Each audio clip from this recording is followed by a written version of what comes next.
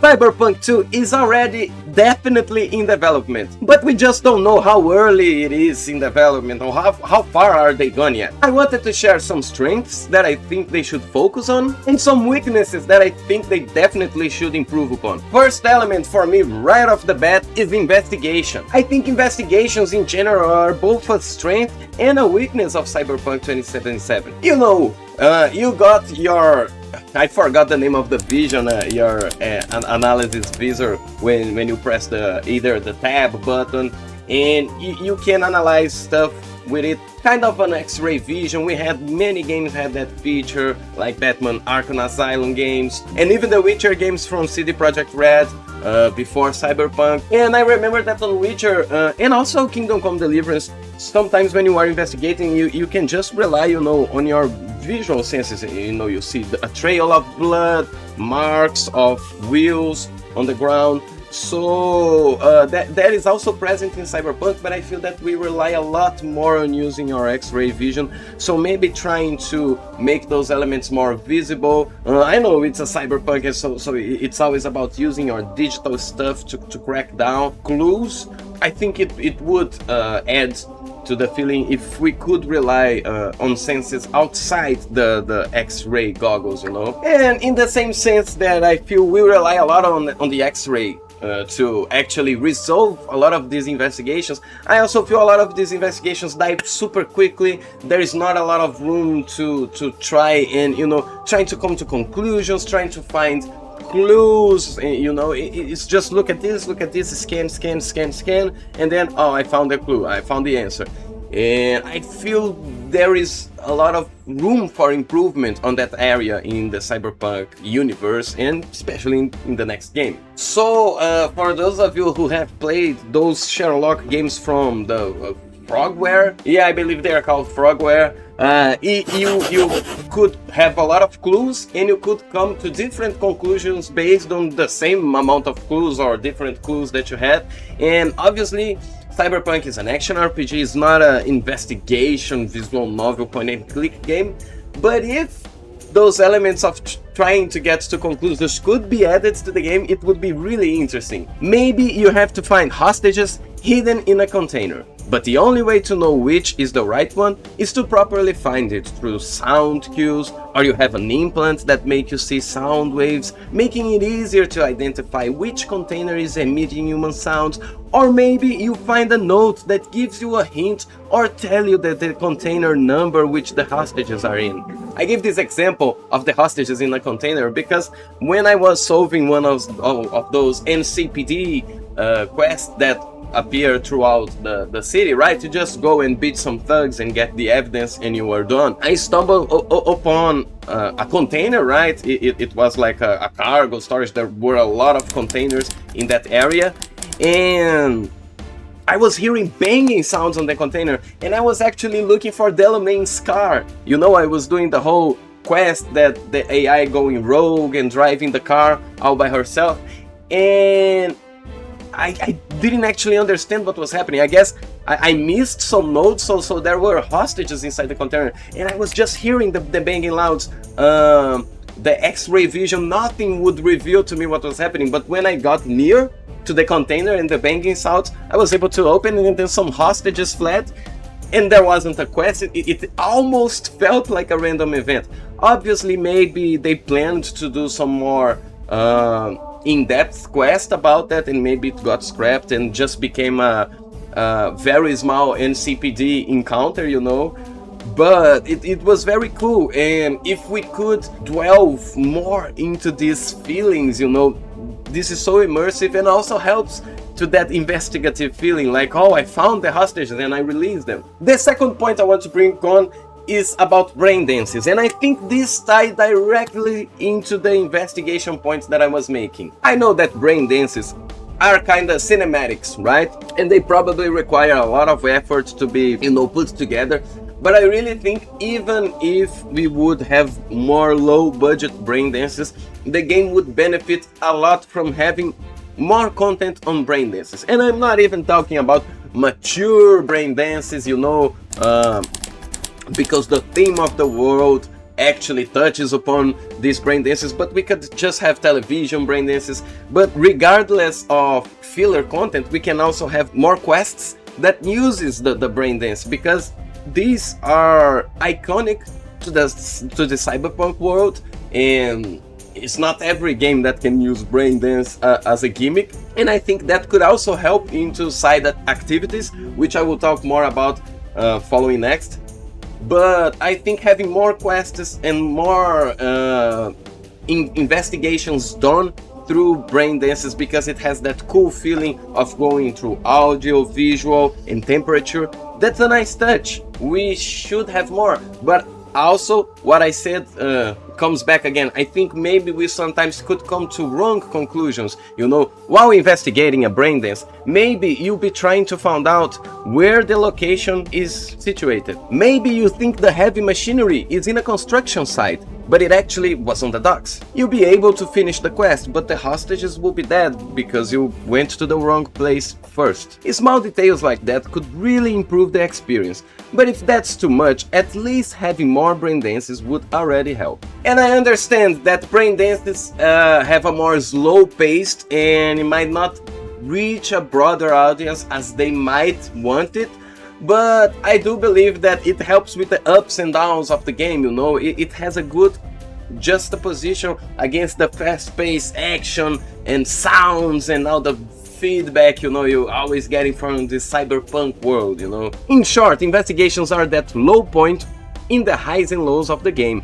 It's a moment of quietude and analyzing details while enjoying a more calmer aspect of the game before the showdown happens. Keeping on the topics of how to interact with the world, I think that cybernetics and skill tree abilities should open up new paths and ways to not only solve quests, but unlock new paths on the world, right? They already do this on Cyberpunk 2077, and I feel that the approach is pretty similar to that of Deus Ex Human Revolution, where you will have places that you can sneak upon. Maybe there's a guard you can talk and he will open the place for you. Maybe you have implants on your legs that allow you to jump higher. Maybe you have strong arms that allow you to break a hole on the wall, or maybe you can carry a heavy object and there is a passage behind the heavy object. Cyberpunk does have some of these elements, like you have attributes checks for opening doors, so you can either use your technical ability or your strength, your body attribute, right, to force open the doors. There are some dialogue options based on the life path you chose, and sometimes there are places like in the wall that you can either sneak upon, or maybe if you have a leg implant, just like Deus Ex, you can jump to a higher place and maybe there's an opening that you can enter through the building. But I still feel they could go deeper in that. That is very cool when you have different implants that help you achieve stuff. And not only that, but in Deus Ex, the implants that you have, or equivalent to the cyberware in Cyberpunk, they actually affect a lot of quest solving. There was this quest at the beginning of the game that you were trying to solve a blackmail issue, that one of the company workers was being blackmailed into stealing a drug to help patients of prosthetics, right? And as you progress through this quest, there are several places that having different cybernetics would help. For example, when you are talking to the guy that is doing the blackmail, you can convince him to solve the problem himself if you have a social implant. When you are trying to get into his apartment, if you have a leg implant, you can actually jump over the fence that blocks you from getting into his apartment. When he asks you to take down the thugs, they are both together. If you have the reflex implant that you can take down two people at the same time, you can actually use that to take both of them down without alerting the guards. So every implant actually affects our gameplay. I remember there was this place in the city that had exposed wires, and obviously if you walked upon that you would die, but there was a cyberware that you could have that allow you to be immune to shock damage, so you could ignore that, and there was a new path open. It is kind of a METROIDVANIA mentality, right? Some paths will be only available if you have certain power, abilities, specializations, you know, and I think that really helps you feel that your choices and your builds are affecting your gameplay. It's not just numbers, you know. It doesn't matter how. The key point here is that your build or the upgrades you choose for your character are affecting how many options you have available in the world. So it's not only a combat thing or a percentage thing, but something that alters your gameplay, so you feel you are different based on your choices. And Deus Ex used to give you experience for everything. You find a secret route, you gain experience. You find a secret dialogue, you gain experience. You find notes that are relevant and important, you gain experience. You kill enemies, obviously you get experience. So there is reward for exploring and engaging with every activity in the world, filling all the Bartle player types. Cyberpunk does have that sometimes. Every quotation mark dungeon in the game has a secret open window, a broken ceiling, some alternative backdoor entrance you can try, and they even have options locked behind attributes, which are cool, but I still feel that implants like the Cyberware and the skill tree does not affect much outside the combat. And on that note, let me just say that the combat is going on a very good direction. I was playing both Kingdom Come Deliverance 2 and Cyberpunk 2077, and the combat on Cyberpunk is much more engaging, and it varies so much depending on your build. It feels so much different. If you're doing a Netrunner run, the way you approach combat is completely different, and even if you are going blunt weapons, blade weapons, the gameplay feels very different from one another, and there is a lot that you can do. So combat wise, they should just focus on what they have and improve it, because it's going on a very right direction. Now let's get back on track to what I was saying about Cyberware and skills. And I'm not saying to get rid of the attribute checks, they are a good addition, but if possible, adding Cyberware and skills influencing the exploration and socialization would be really interesting and positive. And to finish it off, on the topic of unlocking parts of the world using skills and attributes and abilities and whatnot, Cyberwares, I also think that they should keep the idea that they have on Cyberpunk that some quests unlock other quests, but if possible even improve on their concept, that maybe one quest can unlock two quests based on your choice. You get either one or the other, you know. I think there's a lot you can do on this.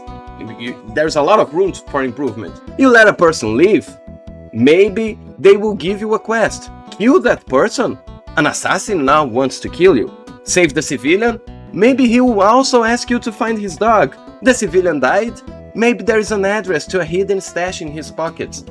Those types of consequential quests feel so natural, and we happen upon them by chance. Quests unlocking after you read a note, hidden clues for treasures hidden behind an encrypted data, unmarked quest starters where you just stumble by because something piqued your interest. Some of these are already here in Cyberpunk 2077, and they should not only keep those, but improve if possible on the next game. Now we should talk about side activities. The world of Cyberpunk 2077 is extremely immersive. Between the sound design, the modern graphics, and super immersive at that, and the very well-designed futuristic night city, it is easy to feel yourself inserted into that world. There is a reason why I have over 200 hours in this game, but it is watered down when you don't want to engage in quests and you just want to engage in the world in general. Yeah, we can sit down and watch TV or play some arcades through the city, and believe me, that trauma game kicks ass, but I feel there are a ton of missed opportunities here. And for reference, I'm gonna talk about the side activities king, GTA San Andreas. In that game, there were romances, turf wars, jobs you could feel like policeman, firefighter, ambulance worker, taxi driver. You could drive remote controlled vehicles, flying plane challenges, finding hidden collectibles, boat races. There was so much to keep you hooked in the city and urban related activities, and that game was released so many years ago. The only time Rockstar managed to have such a rich world, in my opinion, was with Red Dead Redemption 2. And Cyberpunk 2077 misses that opportunity of having side activities on all fronts.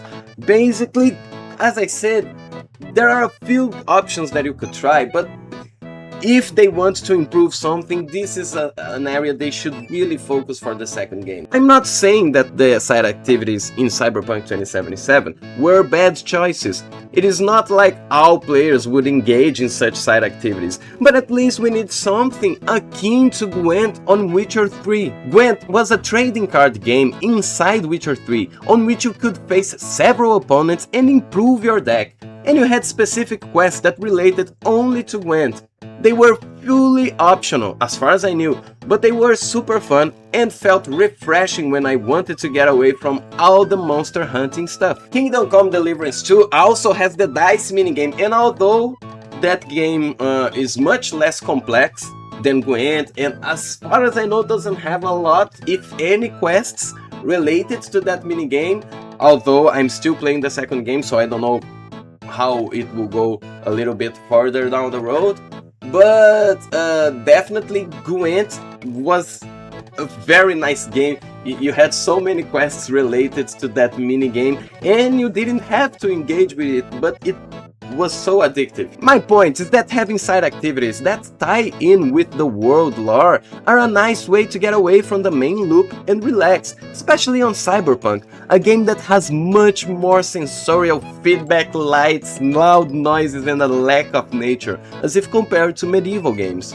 Look, the graphics on Cyberpunk are one of the best I've ever experienced on any real-time game, and they are on par with Kingdom Come Deliverance 2 and Red Dead Redemption 2, and I feel that one thing that really keeps me from being even more immersed in those beautiful graphics are side activities and other, regular, let's say, cozy stuff that you could do in your regular life in Night City that would make me feel even more immersed in that world.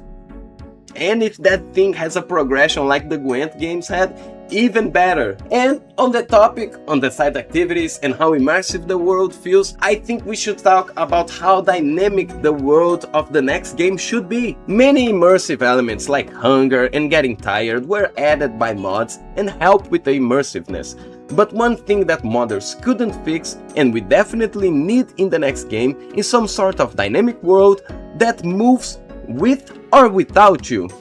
Game territories should change. Police, Maxtech, Netwatch, Tiger Claws, Animals, Maelstrom, Voodoo Boys, everybody should be actively trying to have more power over each other. And that's where the dynamic random quests, or radiant quests for the Bethesda fans, should be. This is where the procedural generated content should be, and it would add to the craziness, the violence, the power plays that are happening in Night City. So sometimes you are just driving through the city and maybe there's a gang war going on and you don't need to interfere, but you can try. And if you interfere, the one that wins will have more influence on the city. So playing with that dynamic and also going into the reputation, each faction has a reputation that you can climb or lose based on your actions, and that adds a little more dynamic to the world, Helping certain factions gain control of key points in the city would garner you reputation with the faction and maybe unlock some special items while locking you out from the other faction. Maybe you earn certain perks after a level of reputation. Let's say, for example, the police starts giving you a free pass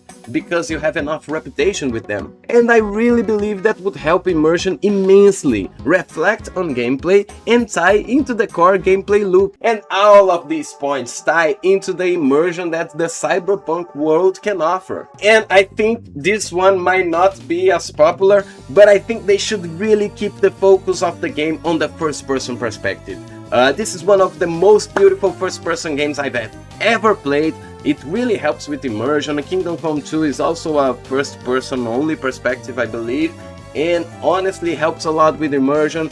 And I know some people aren't fan about it, and I do like having the option to go third person, but I think the focus should be first person.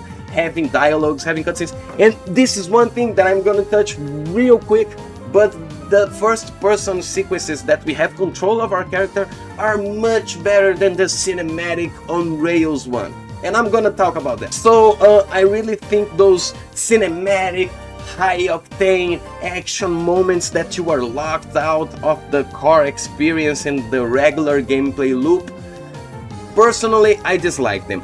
I understand that you need these sequences maybe to get to reach a broader audience. Maybe having these set pieces are what you need to do when you want to sell to everybody, when you want to be a AAA, you know. But honestly, I feel that those detract from the regular experience. There are many scenes in Cyberpunk on which you are just talking to a character, an important character, and they are talking to you into your face, and you are able to look around, see the city, the neon lights, and then you choose your dialogue options, and maybe you look to this other guy, maybe there are two people talking and you can answer this person and you can answer that person if you look over there. I think these elements are really immersive, they are really nice, and the dynamic, you know, actions of people, instead of following a on-rail sequence like when you are at Arasaka. Everything feels so cramped and you don't feel like you have space to try anything different, and everything feels like there's the same outcome. Those moments are not very good, and I bet they are also very costly to make. I bet the moments that are more, you know, dynamic are also a little bit cheaper than doing the cinematic set piece moments. So if possible, avoid doing those, as they take away from the regular gameplay, which is way better than these on-rail experiences. And also, on that note, many games do that. The Deus Ex game that I mentioned also does that a lot. Taking the player out of the open world experience and removing him from basic service that the game usually has, like having a house where you can sleep and eat, even in the sense that you are using mods. But not only that, taking the vendors away, so now you have a lot of loot that you can't bring outside of this map, so you cannot sell the loot. So all those experiences that usually bring the player and take him away from the open world experience, you know. Granted, if you are doing one specific question and you just enter the building, that makes sense, you are doing the quest and etc. But if you just grab the player, throw him on an island on a different map, and he cannot go back to this map when he wants, like he has to complete 5, 10, 12 quests before going back, that is too much.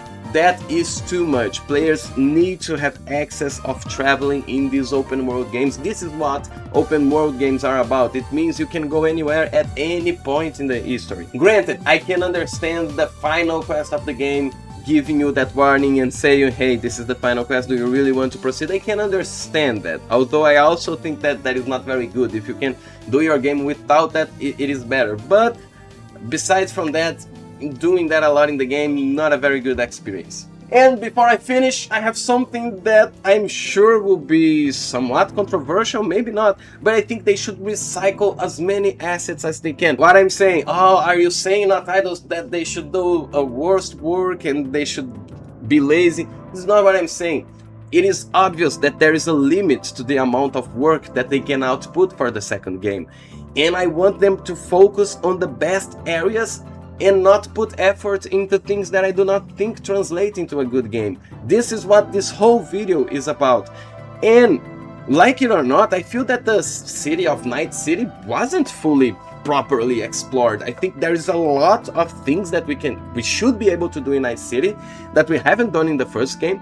And granted, if they want to expand, as they said, they want to do a kind of Chicago inspired city, and that's amazing. I think they should do more, but they shouldn't scrap everything from the last game. I know they changed the engine, they are not using Red Engine anymore, they say going Unreal is better, but I know it's better for the whole company, not exactly better for how the game will look or feel, so we will have to see how Cyberpunk 2 will behave under the Unreal umbrella. I really hope they do an amazing job. I obviously have this video with all the points, the key points that I think they should focus or improve, and I think these are the things that, as I have been playing on the last days, they are either things that I missed that were improved or things that I think are good and they should improve and make it better for the next game. Obviously, changing engines means a lot of the code will not be able to be recycled,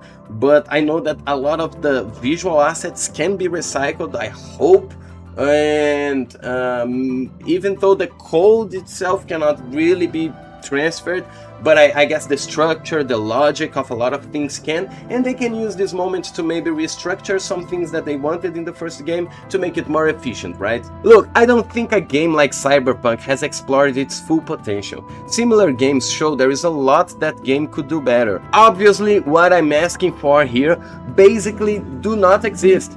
So I'm basically asking for the team to do a better game than the first one was. I know, it's an insane task, but if any team in the world is capable of doing that, is CD Projekt Red. And even if I didn't believe that, there is no other option, really. But that's it, my guys. I'm curious to see what the second game will be. I'm having a blast playing the first game. I first played Cyberpunk 2077 on day 1.0. It was a mess, it was crazy. I decided just to play the main mission, you know, and I would go back to play the secondary quests once the game was in a good state. It started to getting better after 2.1. I got a new computer now and I can play the game on Ultra. The graphics are amazing and it's now on 2.3. The combat is better, there's a lot of improvements, there's a lot of great mods for the game. And oh yeah, also for the next game they should obviously invest in making mods easier for the game. I completely forgot about it, but I guess that's a given for games like this. And I want to know your opinion, guys. I want to know what you think about this, what you think of the subject we talked on the video. Tell me if you think these are the points that they should focus, or if you disagree, you think there are other things that are more important than what I say in this video. I really want to know your opinion about this. I really love this game and I want to talk more about it. I'm actually excited to see the second game, but I do believe it will take a lot of years, could be even 10 years before we actually see a second Cyberpunk game. Although I would believe that maybe 2030 we would be seeing Cyberpunk 2, hopefully. But I guess that's it, my guys. If you are new here, please leave a like, subscribe, and follow me for more. Leave a dislike if you didn't like the video. Tell me in the comments your opinion. I really want to know it. And I will see you on the next... it's not the news, but we will be talking about something, alright? See you guys. Thank you so much for being here, and bye-bye. Till the next one. See you.